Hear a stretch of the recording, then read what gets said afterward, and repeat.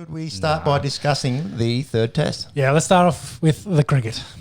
So, drawn test. As of our last broadcast, we were... Day 3. Yeah. Day 3 commenced, or day 4. Finished day 3 during the start of day 4. Yep. The Aussies, as we said, 400 would be insurmountable. It was insurmountable, but geez, it was a bit closer than we would have thought, and they couldn't bowl them out. So the Indians really dug in and come away with a draw. So it's only the third draw on Australian soil in the last 25 tests. Oh, that's impressive. 25 tests. Yeah, I don't know if that's just a function of weather. You know, we don't get a whole lot of rain. I suppose over in England you get rained out a little bit more. So the Indians needed like 406 or 7, I think. 407. Well, 7 maybe to win, 6 to draw. So the highest run chase ever achieved at the SCG is 287. So they would have had to annihilate that record by over 110 runs. There's a few teams that had scored, of course, more than that, but didn't win. They just draw tests. There's a few, I think, that got into the 300s, trying to chase down a 400 total, but ended in a draw as well. No one had actually chased down and won more than 287. I'm with you. So the highest successful run chase, 287 to win at the SCG. Where do we start? As of last broadcast, I think Smith and Labuschagne were at the crease. Yep. Labuschagne made his 50 and then got dismissed. Smith went on to make a few runs again. Yep, I think 70 odd. Yeah, 70 odd. And then the Indians, they looked pretty good. Pretty good. There was a point where on day 5, about lunchtime, when Rishabh Pant was out there just scoring bulk runs, Pujara the wall made another 50 odd. I thought, this could be another Ben Stokes type moment. Oh, definitely. And with Punt almost getting 100, 97, and a quick for a bloke that had a dodgy elbow and couldn't field. Yeah, he looks pretty all right going there, smacking the ball around. Should we get into that?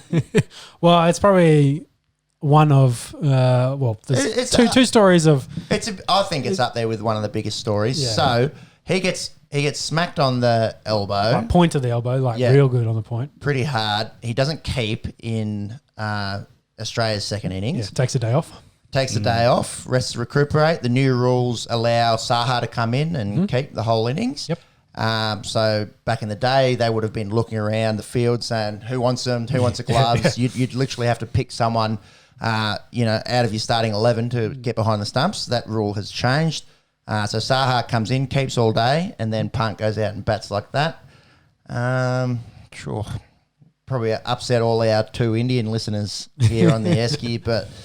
It's the second time it's happened this series. Yes. Once in the ODIs, when Jadeja sat out the second innings after getting struck. They are new rules, so maybe they're just making the best of the new situation, the new rules. But you got to think, like, for batting, an arm injury is probably one of the worst things you get. Like if maybe he got hit in the ribs, or you could see with a leg injury if he was labouring, but you could at least you could say, he can't feel, but he can bat down there and probably put on a performance like that. But to your elbow, which is part of your action of your swing all day, to then still almost hit 100 against one of the best test teams on the. You feel like if you're well enough to hit 97, you're well enough to keep. Yes. Yeah, I tend to agree with that. Yeah. Anyways, didn't really affect the outcome of the game, luckily. He hauls out. They get Pujara, and then Vihari and Ashwin just absolutely dig in and play out the probably last session and a half for I'll say a scintillating draw. Oh, definitely. Yeah. Just be the amount of barrage they took as well. Like, they were short stuff, absolutely peppered with the short stuff. Just stood their ground, kept going. Vihari's hamstring was absolutely cooked. Like he could barely run between the wickets. Not that they were pushing hard between the wickets, obviously playing for the draw after the dismissal of Punt. Yeah. But really nice. Well, there was definitely a point there, if they didn't get him, that they very much could have ended up winning that game. They were on track. Yeah, they were definitely on track. They had more than enough balls left in the day to be able to do it, but losing him, you then don't want get into your bottom order in the bowls. Don't want that collapse. And obviously with, Exactly, don't with want the big Jadeja unavailable to bat, he might have batted 11. Yeah. So that's their last sort of semi-recognised batsman other than Ashwin.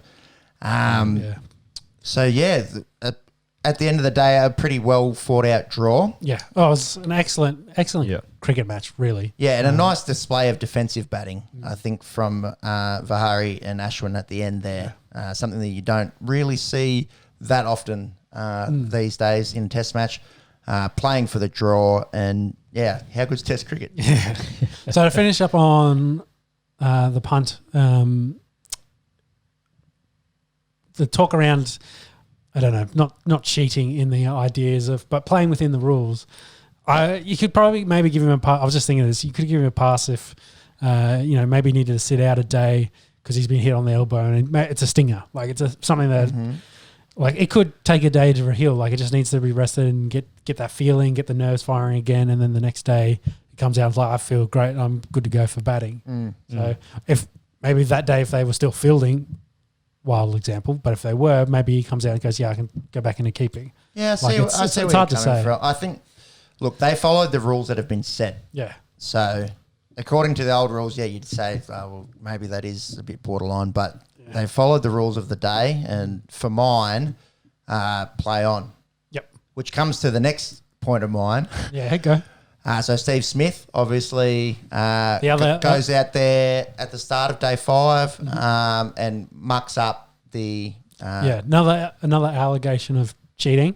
Yeah. So have you seen the footage on the stump cam? Yeah. Obviously, it makes a deliberate attempt to go scratch out the batting marks. Yeah. Well, scratching on the batting marks. Yeah. So whether it was intentional that he was trying to remove them or I think so. Like, why would you be doing it otherwise? He's what they've been talking about is he was doing a bit of shadow batting and then as habit always setting the centre line. So the way his feet were pointing, he'd be batting left-handed. He'd be batting left-handed for that shadow batting. Yeah. I don't think there's anything in this. It's obviously just trying to muck up with his head, Yeah. It's not like he's gone onto a good length ball and started jamming his spikes into the deck. It's a little bit of tomfoolery, I think. But is there any, malicious cheating? I don't think so. No.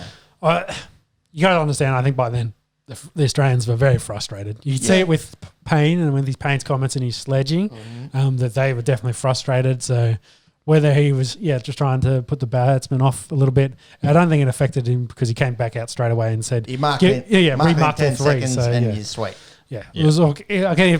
Like you said, maybe it was a little bit of that mental game. It was like, I'm pretending to be you, and I'm just going to muck up this centre line a little bit tomfoolery. There's nothing more than that. Yeah, that brings me to your. You just mentioned Tim Payne. What did you think of the sledging? Did he cross any boundaries? Was it just good sportsmanship?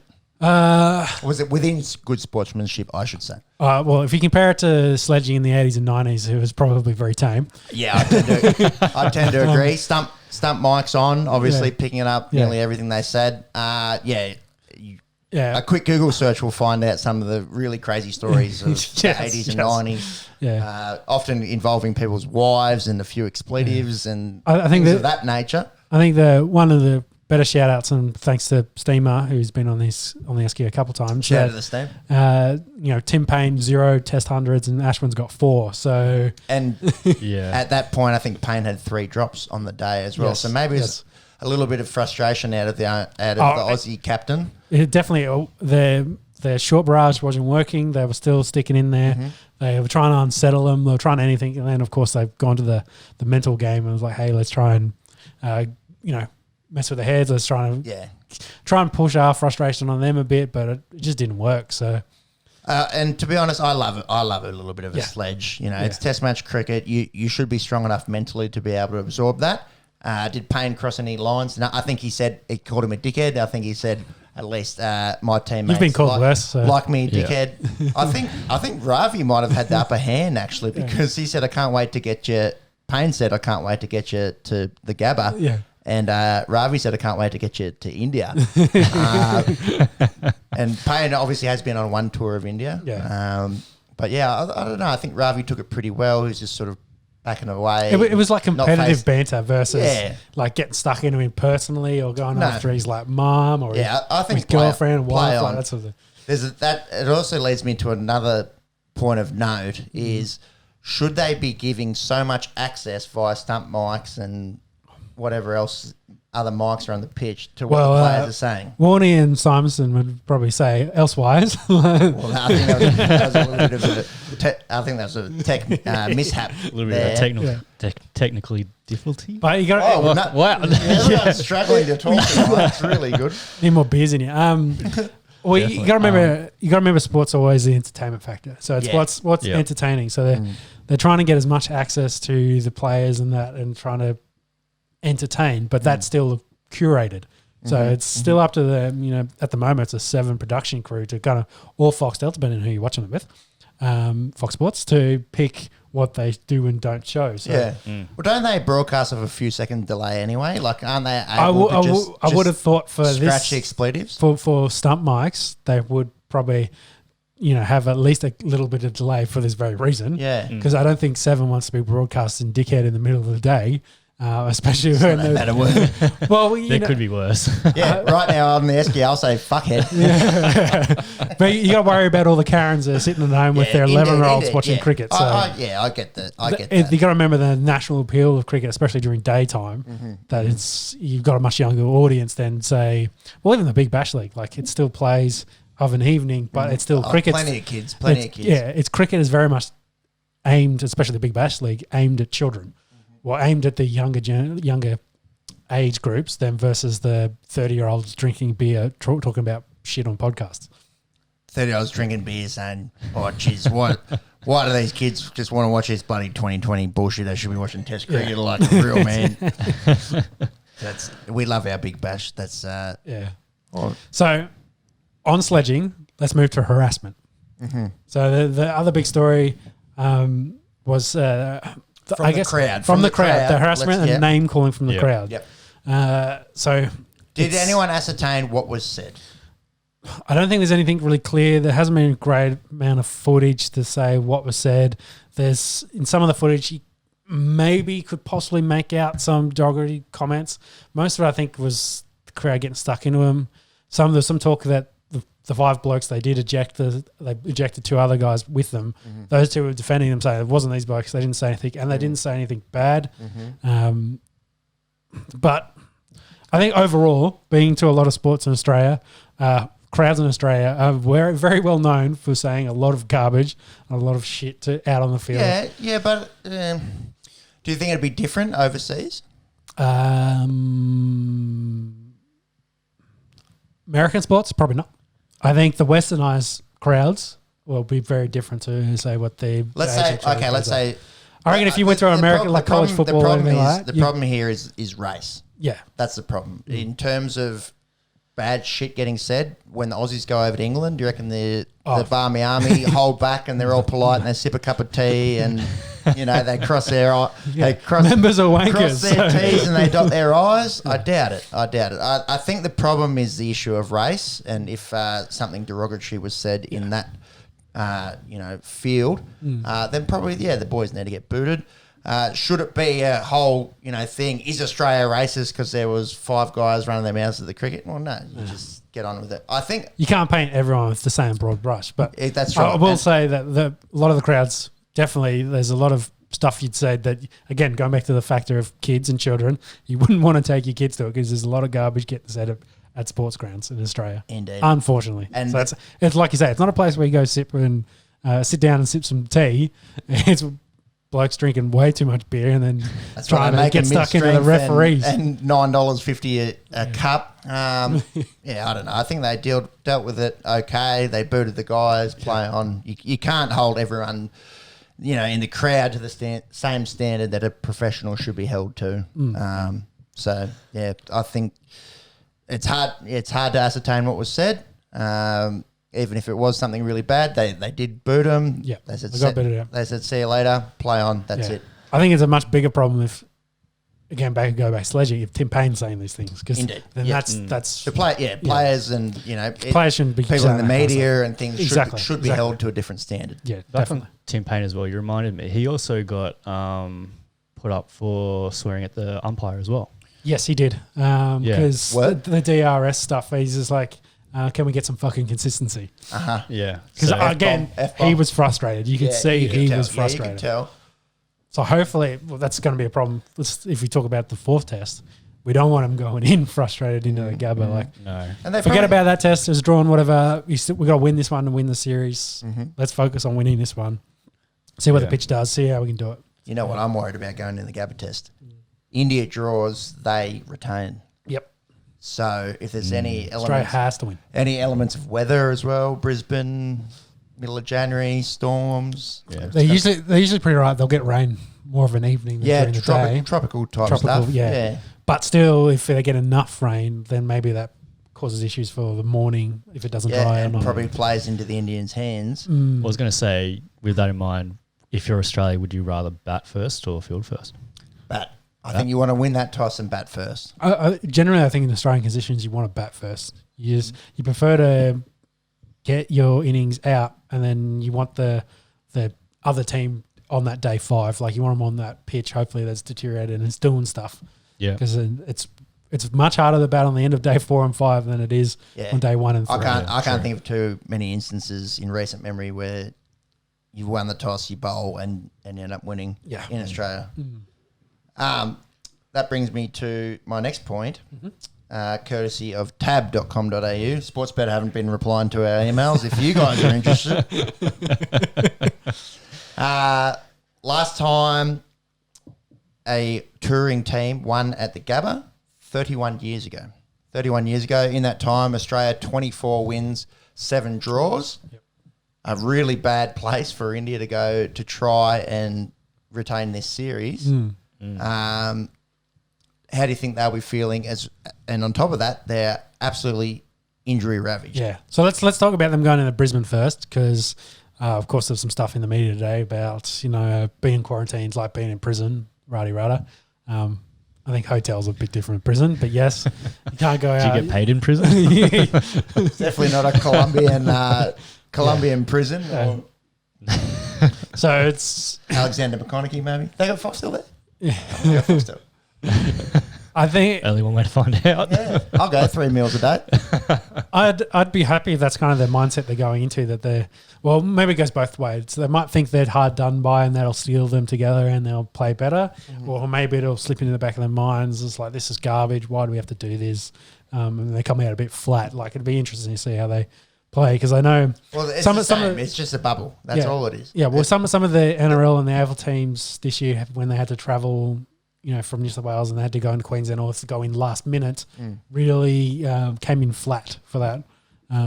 Raiders is a classic example, going in there to play Melbourne. Yeah, but both teams are going up and they're both going to be under the same restrictions. Yeah. So you'd think that both teams should be able to perform the same way. Yep. Who's got the mental toughness? And they might go to who's home, who's away. Like, one's like, well, this is, this Australia is the best we could do. It'd be worse if we were anywhere else at the moment. So yeah, indeed. Injuries for India. I can't remember a touring team or any team being this injury ravaged during a test series.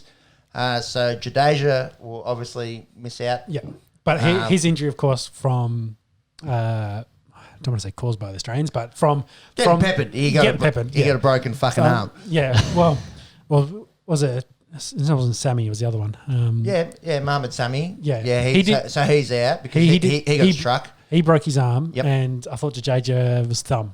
And no, you're right. Yeah, you're right. Yeah, he's the right thumb, I think. Yes, yeah. Backhand thumb. Bumrah been ruled out. Mm-hmm. Do we know how or why? He played the whole match, so I don't know if he was... Bumrah's injury there. I can't be resting him because he would have had to bowl a lot without Jadeja. Why would you be resting your best bowler? Yeah, well, he's played the last 2 tests without missing one of his bowling mates, so it could be just wear and tear and they want to rest him, but drawn series where if you want to win it in Australia... They wouldn't be resting him. I don't think it's rest. He might have a tight hammy. Question mark because of his hammy. Well, maybe Bumrah's got a tight hammy as well. Got anything, James? He has been ruled out They're not saying anything. I can't see Just anything. saying ruled out. Nursing an abdominal injury. Abdo's strain. Yeah. Well, that again could be a strain from bowling a lot, just a lot of stretching and rolling his arm over a fair bit. Just all that tensing and tight muscles through his ribs. So they're going to be down Bumrah, their best bowler. Yep. Kohli's away. He's had a baby. Congrats, Kohli, by the way. Yeah. Congrats, Anushka Sharma, Bollywood actress. I think they've had a baby girl. Don't have a name. No just name yet? Okay. So that's best bowler, best batsman gone. Colini or something. Vihari is a question mark. He hadn't shown much chop this series until that really nice defensive innings to get the draw. Jadeja, he's gone. Am I missing anyone else? Shami, obviously from the starting. Yeah. So they're missing. They're probably five of their best. Yeah, and missing 3 of their top 4 bowlers. Like, So If Australia lose this, there's going to be some serious bragging rights for the Indians. considering, all the talk in previous years of tests of resting Australia's fast bowlers and rotating them around, they haven't done any of that. It's been the same guys because it's like, we want to win. We've been trying really hard. Yeah, exactly. We have been trying really very, hard. very hard to win. So, a lot of questions. Who I think, just quickly, so to replace Jadeja, they've got Kuldeep, the left-arm Chinaman, Kuldeep Yadav. I think he probably slots straight into the side here. And they've also got that Natarajan who played pretty well in the ODI and 2020s. I think he might come in straight for Bumrah. If Vihari misses out, then it's, who knows, maybe they bring back Prithvi Shaw, who played in the first test, didn't make fuck all runs. They might open with him and then sort of go from there. But geez, they are India is absolutely injury ravaged. They're banged up. Speaking of injuries, Will Pukovski, first test, diving, right shoulder, putting the effort in the field. pops it out. Yeah, did a Chris Lynn. Yeah, poor fella. Jeez, he can't get much luck, can he? No. Struck in the head. Awesome talent and just can't buy any luck. I think they have confirmed that Marcus Harris will go into the side for Will. So you'd think that he will go straight into that opening position. Yeah. There was a little bit of speculation. Maybe Travis Head will come back in and they'll push Wade to opening. But just in the last few hours, they've announced that Marcus Harris will go in. Been travelling around with the side for 3 tests, gets his chance. What do we see happening up there in Brisbane? Do India break the 31 years of history of Australia not losing up there, or do the Australians seal the series and get the Gavaskar trophy? How'd they win the series last time they came out? Did they? So India won 2-1, I think. Yes. So they retain with a draw and obviously with a win. Yeah. So they didn't. So Australia has to win. So if this my point being, if it follows the same format, they didn't win Gabba. Well, they mustn't have. They mustn't have, according to that. Yeah. Maybe they won one. Well, of the first 3, they've won 2 of them. So they would have played. Can you get that? They would have played India versus Australia 18, 19. No, 17, 18, I think was the series. It would have been that series. It would have had to have been Perth. Melbourne, Sydney. They probably would have gone Brisbane, Perth, Adelaide, Melbourne, Sydney. Oh, maybe the other No. I think they would have played 4. Yeah. So I'm just saying, would it be Perth first, Melbourne, Sydney, and then finish the Gabba? No, I doubt it. It'd be the other way around. Okay. I doubt it. Because normally that's the order in a 5-test series. Oh, okay, yep. Brisbane, Perth, Adelaide, Melbourne, Sydney. But Australia and India's a 4-test series. Yep. So which one would have missed out? I think Perth, because I reckon they would have had a pink ball test. In Adelaide, yes. And it might have been the time when they were switching from the Wacker to... they might have been building the stadium. Perth Stadium. Yeah, Perth Stadium. I was just trying, what's it called now? Optus. Yeah, I thought it was... I know it started with O. I was thinking Opal, but maybe it is Optus. Yeah, Optus. I think it's Optus, yeah. It was... it was 18, 19. It's not long ago. 2 years ago. So it was literally New Zealand and Pakistan last summer, and then the summer before that was India. Yeah, India, yeah. And what was the result there, Monks? Was it 2-1? So India won the pink ball series, pink ball test, at Adelaide Oval. Yep. And then Australia win at Perth. Yep. So the Gabba, they didn't play at the Gabba. Didn't play the Gabba that series.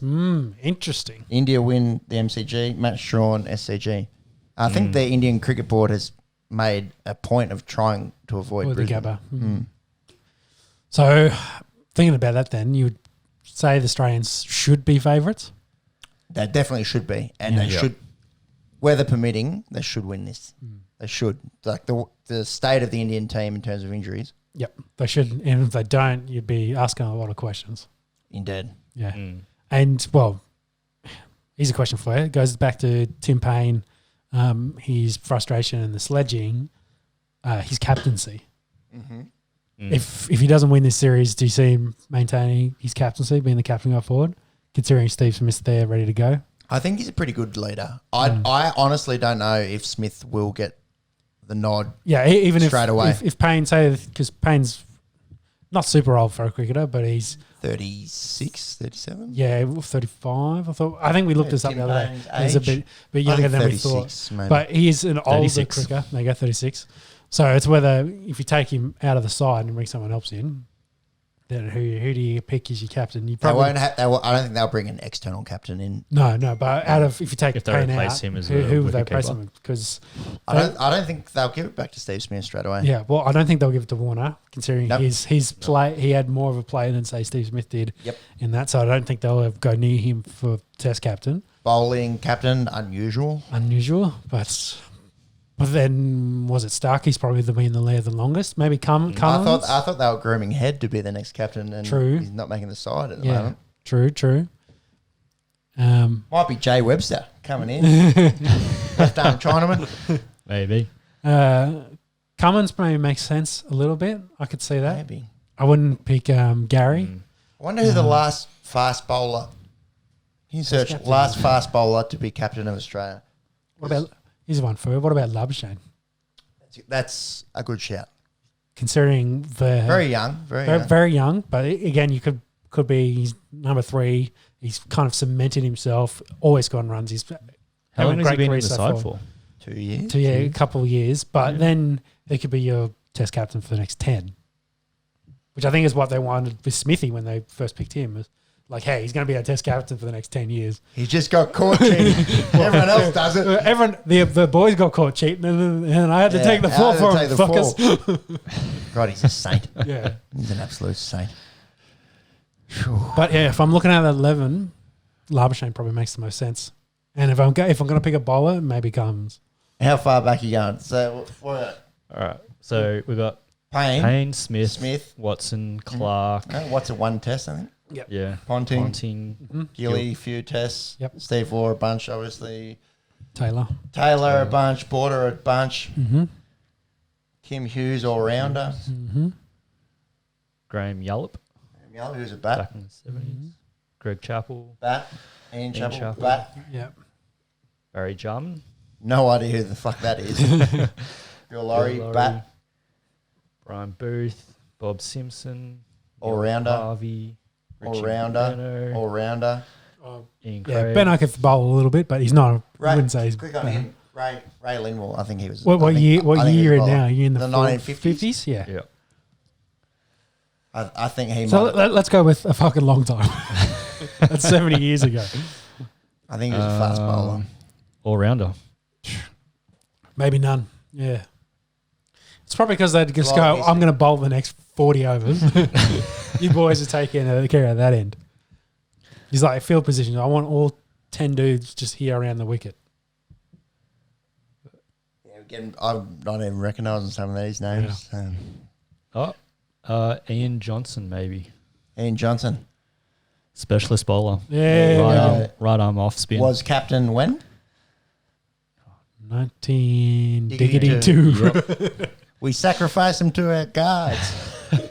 From 1954 through to 1957 There you for go. 5 tests. 5 tests over 3 years. Yeah. Yeesh. So I'd have to undo 80. No, that's not right. 75 years of 65. 75. So He said 50 something. 65. And he's an accountant. Fuck me. Yeah, you should have picked that one up. It's closer to 70 than it's 60.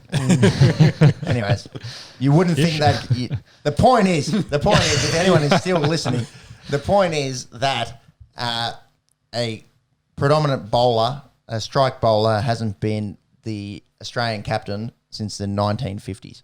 So you wouldn't think that Nathan the Goat Lion or any of the three quicks get that nod. Yeah. Who knows? History's made to change. Yeah, I wouldn't pick Rules are made Lyon. to be broken. I wouldn't pick Starkey. I wouldn't pick Haswood. Cummins makes sense just because of he's probably the face of the bowling quartet. But he maybe not there as long as the others. So and then if we run through the batters, I don't think Green, of course, not getting it. Wade, don't think so. Nope. Smith we've ruled out. Harris has just come in. Warner can't be. This is all. It's got to be Labuschagne. This is all if they don't. If go they don't again with Smith. Yeah. Yes. I do have to say, so Ian Johnson was a right arm off spin. Nathan Lyon, right arm off spin. Yeah. Playing his 100th test. I think this Gabba test is his 100th test. There you go. He's a goat. Okay. That's all I've got. Interesting conversation. Well, I guess we'll see what happens after the test. And do you know when the next series is? Are they playing another one this summer? Next test series? No, nothing here. I'm not sure. Next international? Let's have a Because look it's at probably this. not going to be for a little while. Yeah, well, Maybe in the middle of the year in the northern continent. But then again, the northern hemisphere. Hemisphere. The The northern hemisphere. But I actually with no don't know. travel, I don't think there would be. We might be going to South Africa, but Yeah. I don't think many of the boys would want to head out there at the moment. All right, I think that probably wraps up Test cricket talk. Go Australia. I think it's going to be a close test, as the other ones have been. Should win. Probably favourites on all the betting agencies with the amount of injuries. But we'll see. When's that start? Tomorrow? today is Thursday. Yeah, Starts tomorrow. So when you listen to this, it's probably day one is underway. Let's go Aussies. Go Yep. Aussies. All right. Big Bash League. Big Bash League. Do you want to start with what's going on at the moment? Yeah, so we're currently watching the Melbourne Renegades. Get fucking pumped. No, they got 75 on the board. Yeah, 4 down though. That's more than they've made twice. That's so bad. So the Renegades are currently in the process of playing the Brisbane Heat. They're 4 for 76 at Manuka Oval after 10 and a bit overs. Yeah. Obviously, run rate is good there. See if they can continue and bat out the end here. And Finchy just got out for an over or so ago as well, so which is not great for them. This In Fraser, no cuts I like this Fraser McGurk. I think he's got a bright future ahead of him. Next time he faces, he's going to get bowled out. The curse. The curse of the Pepentator. Webster's out there though. Yeah. Yeah. That's Bo Webster. I think Tasmanian fella. Tall middle order batsman there. Slow start for him, but can hit a ball. I'd expect him to get a move on with it shortly. Let's review. We actually, thank God, we only have 5 games to review because of the short turnaround since the last podcast. Big Bash League match 34 saw the Perth Scorchers defeat the Sydney Thunder by 17 runs. Colin Munro, the Kiwi, had 50. Big Brendan Doggett had 4 for 22 for the Thunder. Sam Billings had 83 for the Thunder, the Pom. And Jai Richardson had 4 for 24. Scorchers get the bickies in that one and continue to rise up that ladder. As we mentioned last podcast, I think they started off in very ordinary state. Very slow starters. Yeah. But they got a good squad. So And a lot of it, I've only just moment. They've just played like 4 games at Perth. yeah. Well, Richardson's been great for them. Yeah, Like, he's he been looks really so good. dangerous. Their bowlers are nice. Andrew Tye, Jason Berendorf. Oh, yeah. They've got a really good bowling core. And those Poms, Liam Livingston, Jason Roy, they can hit a ball. I think they'll be there or thereabouts for one of the best teams in the Big Bash this season. Match 35 saw the Sixers take on the Heat. This was one of the best games of the Big Bash so far. It went down to the last ball. Peppy, how many runs did you hit in this game? Joe Burns. 7. He didn't have a great one in this one. Chris Lynn, though, on the other end. So the joke is that I look a little bit like Joe Burns. I need to grow my hair out and become like maybe 20, 30 times better at batting. Yes. And then we're on the way. Do you though? I definitely do. Love me Joe Burns. Could you hit 7 in the Big Bash League, you reckon? God, no. If they wanted to, they could hit me 4 times in my ribs and get 3 in my poles, so that equals 7. Yeah, so Joe Burns not making many in this one. Where was I? This match 35. Sixers and Heat. Goes down to the last ball. Big Chris Lynn chips in again with 56. Mm-hmm. The big West Indian, Carlos Braithwaite, gets 4 for 18. He looks good for the Sixers. He just sort of dawdles in. Doesn't bowl express, but he gets a bit of bounce. Got a good height, of course. Yeah. He's pretty deadly. The Sixers go out there, and Dan Christian, who has been phenomenal this Big Bash. He's bowling maybe not so much, but his batting has been excellent. One of the cleanest strikers of the ball, getting around. One of the best finishers there is, getting around in the Big Bash. He had 61, so they need 11 from the last over. He goes 6. You go, oh, shit. Yeah. And then 5 off 5, they've got this. Dot. Yeah. So it starts evening it up a little bit. Smacks it out to, where was it? Deep point, I think. Dropped. They get 2. Your mate's just been hit right here in the goalies. So. Ooh, in the Surav Gangulis. Ooh, yeah. That'll tickle. Yep. That will tickle. Ooh. So, as you were saying, this is what Pepe would look like. Oh. Yeah. See, I'm much taller, so I think that's above the knee for me.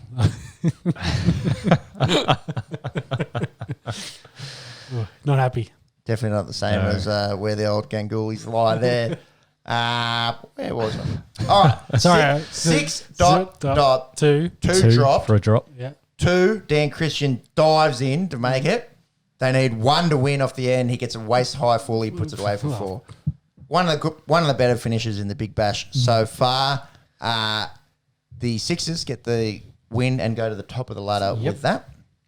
The Adelaide Strikers get the Bickies in Big Bash League match 36 against the Melbourne Stars. They win that game by 5 wickets.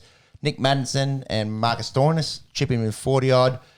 Wes Agar gets the man of the match with 2 for 19 for the Strikers. And the Strikers boys shared the runs in that. The Stars are starting to look a little bit vulnerable. Is that younger Agar? Is he younger brother? I think he's younger. Yes, I think he's more hair Agar. He's bowls quicker Agar. Okay. He hasn't played for Australia and scored 98, batting 11 on debut. on debut in the 2013 Agar. Yeah. If you kept up to date with that one, well done. Match 37 saw the Perth Scorchers annihilate the Hobart Hurricanes by 9 wickets. Darcy Short finally got a few runs. Last year's leading run maker made 54 in this one. And that English impact of Jason Roy and Liam Livingston, they only lost 1 wicket, the Perth Scorchers. They go to an easy win there. Jason Roy, 74 runs. Liam Livingston, 54 runs. It was interesting. Both those blokes, I think, were getting bagged at the start of the year because they weren't, start of the Big Bash League because they weren't scoring runs. So maybe that's part of their slow start is getting, acclimatised to the Australian Big Bash cricket. Yeah. And now that they've kind of found their form, they've kind of got used to maybe the pitches. Anyone bag? Liam Livingston, I don't know as much about, but anyone that's bagging Jason Roy has got fucking rocks for brains. Yeah. Because if you look at his ODI and T20 career, it's been so good. Career for England, let alone going around the World 2020 comps and IPL and Big Bash, he's a class opener. Yeah. And really showed it in this one. Perth Scorchers sit 3rd now on our current standings, which we will get to in just a second after I cover last night's game at Manuka Oval, getting back-to-back Big Bash games, including this one that we're currently watching between the Heat and Renegades. So last night, the Sydney Thunder play the Sydney Thicks. Wow. The Sydney way around So the Sydney Thunder played the Sydney Sixers in a top-of-the-table clash at Manuka Oval. The Thunder made 166 runs off their 20 overs. It was rain-affected, a little bit of rain. You get much down here last night? Late. It was belting down in the Molonglo Valley for about 8 minutes, I reckon. A lot of thunder, a lot of lightning. Yeah, a lot. So Not that much was else. probably more the concern was lightning. thunderbolts and lightning, very, very frightening. Anyways, Sixers go on to win this one by 5 wickets via the Duckworth-Lewis system. Alex Hales, I think, retains top run scorer. He's smacked a quick 54 for the Sydney Thunder.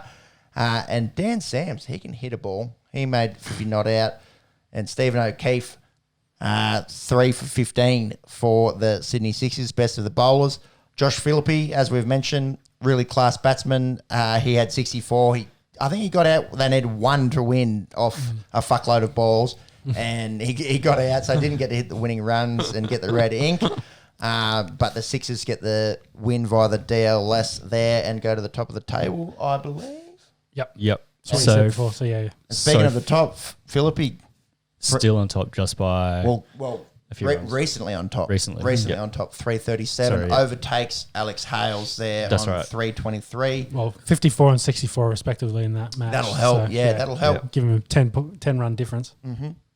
And Joe Richardson, as you mentioned, he's leading wicket taker at the moment with 18. And the younger, more hairy Agar, second with 17. It's not bad, actually. Yeah, not too bad. Yeah. The ladder, if you don't mind, James, the Yep. defending champs. Yep. So obviously at the top we've got Sydney Sixers on 29 points and Sydney Thunder on 23. After that, as mentioned, we have Perth Scorchers on 20. I guess drawing with Adelaide Strikers on 20 as well. After that, we've got Hobart Hurricanes at 19. Brisbane Heat and Melbourne Stars are on 16 each. And then rounding out the table, we've got Melbourne Renegades on 9 points. So, as mentioned before, the Renegades line through them. They're done. The Melbourne Stars have really slipped on paper with the likes of Maxwell and Stoinis and Maddinson and a good group of bowlers to support them. Probably underperforming. All that in mind, Scorchers, Heat, Stars, and Renegades all have one game in hand. One game in hand. Looking at that. Sixers, they're home. They're 6 points ahead of the Thunder in second. So they're playing in the finals. Yep. Thunder 23. What's their record at the moment? Are they 7 and 3. 7 and 3, but each, I think they've got a few bonus points as well. Yeah. Yes, I've got 8 bonus points. So Thunder 23, you'd think they're home. That gives you the Perth Scorchers on 20, Adelaide Strikers on 20, Canes on 19, and then it's a bit of a dogfight for that last, because it's five teams make the final, remember. Right. So Renegades are gone. It's going to be out of those Hobart Hurricanes, Brisbane Heat, Melbourne Stars for that last 2 positions. So is this where that bonus point starts to come into play? Maybe. Yeah, now it's starting to get interesting because how many weeks they got last week? They've got there's teams that have played 9, teams that have played 10. They play 14 total. Yeah. So, but they're going to play those next, say, 4 to 5 games in the next 2 weeks or a week and a half? About 2. I don't think the first finals till just after Australia Day, or it might be Australia Day. It might be Australia, so the 26th. Yeah, so that's 13 days, 13 2 days weeks. away, 2 weeks, yeah. I don't know. Just looking at that, I would say the 2 Sydney teams are home, and then those last 3 spots is open to anyone other than the Renegades. Yep. Poor Renegades. Finals start on the 29th of Jan. There you go, 29th. So this game against... They got their names there. We've got to learn these. They got funny, there's the Illuminator and there's the there's the Crusher and there's the Butt Sweeper and what are they called? I do not know. They got it there? No, I think I think the first one's called the Eliminator, and then there's like just look up Big Bash League finals names. So they all got special names. Listen to what you're saying there. Then this game for the Renegades means nothing, but for the Heat, it's very important. And they'd probably want some bonus points now too. Yeah, it'd be handy. So it'd be interesting to see how they come out in their first 10. So I think they had to hit 71 or 70 in their first 10. Very doable. Indeed. Renegades 4 for 97 after 14. Probably not breaking any record books thus far. 6.9 and over. Yep. Yeah, I think they're done. Put a line through them. Yeah. Alrighty. Is that going to wrap up cricket for this week? I think so. What are these names? couldn't find Eliminator. his It name. says right there. It says right there. The first one is Eliminator. Oh, it does when you click on it. And then if you go to the next one, it should All right. it'll have something else. It's not like semi-finals, finals. You know what I mean? It's not preliminary final. At least they don't. As long as they don't have a semi-final first and have a quarter-final after it. Yeah, well, that makes no sense, does it? They should have names. All right. Get back to us. So we got the eliminator Yeah. and then the qualifier. Qualifier. Yeah. So A that little bit more boring. So Four, the then, eliminator is 4 versus 5. Yeah. So one of them goes. Yeah. 1 and 2 get it off. I think the qualifier there is 3 versus 4, and then they go ahead. To play probably 1. 1 or 2. Do 1 and 2 play against each other? I'm not sure. Yeah. It's very hard. It's very difficult. Hang on. So there's 1, 2, 3, 4. There's 5 finals. 5 finals. Yeah. Yeah. Yeah. And we've got the eliminator and then the qualifier. And then the knockout. The knockout. Yeah. So this makes sense. Right? So 4 and 5 are gone. 4 and 5 are gone. One of them goes through. Then the qualifier. Nah, I've got it now. That's 2 versus 3. That's Okay. 2 versus 3. Yes. So they're going to go through to the next round, the winner of that. The loser is going to go through to that game that you just brought up, The knockout. The knockout. the knockout. Okay. The winner of that is going to go through to the The challenger. challenger. I still don't know where number 1 comes in. Number 1 gets like. Fuck, who would have Well, thought? they've got to buy all the way through to.